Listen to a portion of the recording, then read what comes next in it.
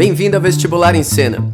Preparem-se, porque hoje nós voltaremos à FUVEST para tratar de Brasil Colônia. Bora pegar papel e caneta para nós estudarmos. O Brasil é o inferno dos negros, é o purgatório dos brancos, mas é o paraíso dos mulatos e das mulatas. Foi com essas palavras que o jesuíta italiano João Antônio descreveu o nosso país por volta de 1700. Mais conhecido como Antonil, ele é um clássico que sempre está presente nos manuais de história porque deixou um retrato poderoso de nossa sociedade colonial. E para a gente entrar no clima, saca só essa filmagem. Tantos anos atrás, um espantoso recuo à Idade da Madeira.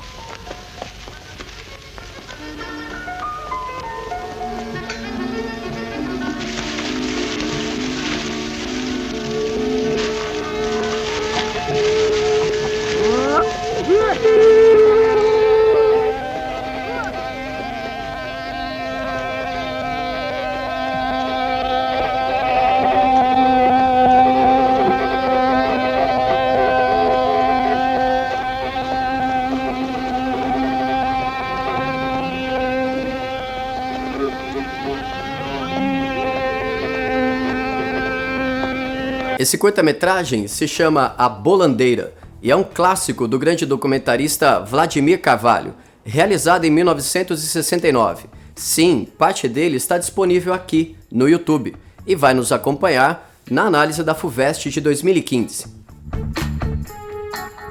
Os escritos do jesuíta Antonil são frequentes nos manuais de vestibular.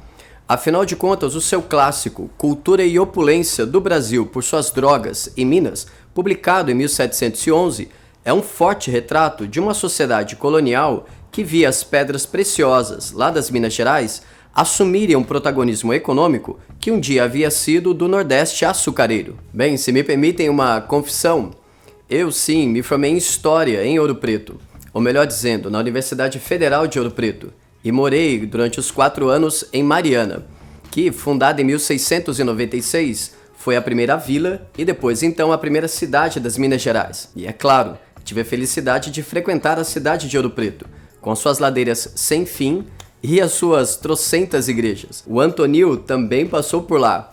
Por volta dos 1700, ele achou bastante curioso o fato das pessoas terem o hábito cotidiano de comer sempre angu, feijão e couve.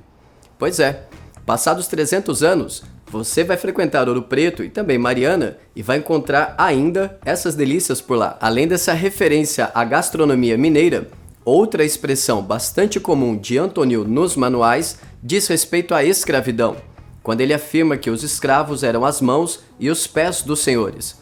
Bem, voltemos à bolandeira para ter uma ideia do ritmo de trabalho numa sociedade açucareira. Era a simples bolandeira gemendo num eixo assim, espremendo um caldo ralo para mel, para alfenim. Para o mar e para as ilhas indo escorrer a finura, endurecido em caixilhas ou formas de rapadura. E os homens da bolandeira, ausentes do mel, da renda, assimilando a suadeira do inferno em que se sustentam. Nas taxas de mel repletas, o calor do fogo ardente.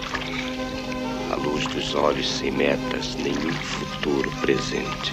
Provavelmente o historiador Boris Fausto concordaria com Antonil. Afinal, ele demonstra que em 1570 os escravos eram 7% da força de trabalho na zona açucareira. Por sua vez, já em 1590, eles somavam 37% dos trabalhadores. E então, em 1640, eles já eram a totalidade da força de trabalho. Como você pode ver, esse pupilo do padre Antônio Vieira também foi um historiador bastante atento às condições do seu tempo presente. Tanto é assim que essa sua obra clássica chegou a ser proibida pela coroa portuguesa, que acreditava que ela poderia chamar a atenção dos seus rivais colonizadores. Porém, felizmente, mais uma vez, a literatura venceu a política.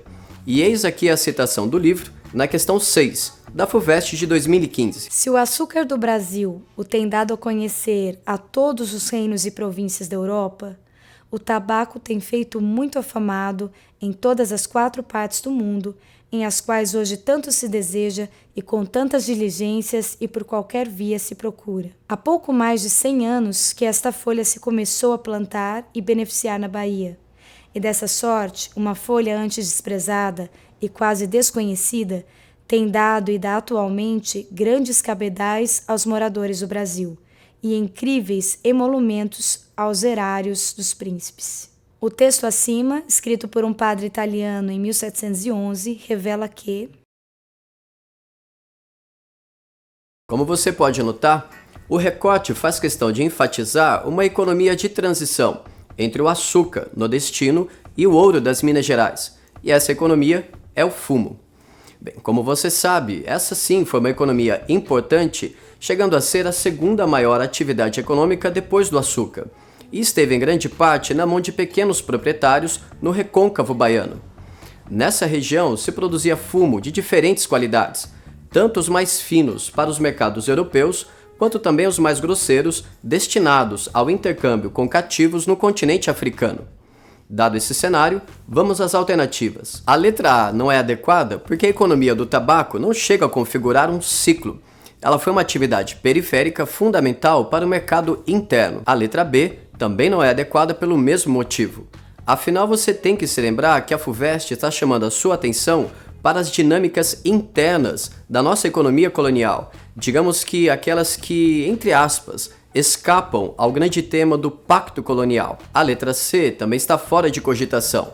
Afinal, mesmo em 1750, no auge da produção do ouro nas Minas Gerais, o açúcar ainda correspondia a cerca de 50% das nossas exportações para a metrópole. A letra D também está fora de cogitação. Afinal, nosso enfoque é a economia do tabaco. E você deve se lembrar que no começo desse século XVIII é o momento em que nós estamos desbravando além Tordesilhas junto com os bandeirantes. Assim, a letra E responde à questão, porque ela te diz como a economia do fumo atendeu tanto às necessidades da exportação, como também foi fundamental para o desenvolvimento da pecuária e do avanço do mercado interno colonial. Para encerrar, vale chamar atenção para a presença de clássicos na prova de História da FUVEST, pois quando ela não cita artigos ou então estudos renomados, ela vai te colocar diante de documentos que nós, historiadores, chamamos de fontes primárias, a exemplo do texto de Antônio. Além disso, é importante que vocês estejam atentos ao fato da FUVEST querer escapar de grandes temas como pacto colonial, exclusivo entre metrópole e colônia, e então passar a enfatizar e valorizar as nuances, as dinâmicas internas do nosso período colonial. Dessa forma, esperamos que vocês tenham conhecido um pouco mais da nossa historiografia a respeito do Brasil colônia e também a respeito do perfil da prova de História da FUVEST. No mais, como sempre, continue nos acompanhando, mande suas dúvidas, críticas e sugestões. Abraços fortes e até a próxima!